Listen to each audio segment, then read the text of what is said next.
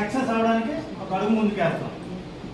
అయితే ఇందులో మా మదర్ గారికి కొంచెం హెల్త్ బాగోలేక నేను సప్లిమెంట్ తీసుకున్నాం. రిజల్ట్ కింద వారం తీసుకొచ్చాను, చూపించాను.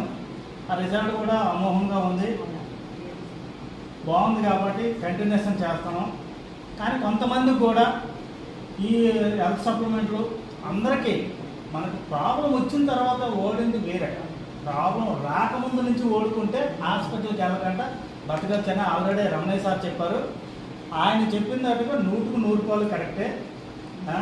మనము ప్రతి ఒక్కరు కూడా మాట్లాడుతూ ఉంటాం. మాట్లాడి వాళ్ళకి ఏ విధంగా అర్థమైందో ఆ అర్థమైంది మనకి ఎంతవరకు నిజ స్వరూపం వచ్చిందో లేదో మనం టెస్ట్ చేసుకోవాలి.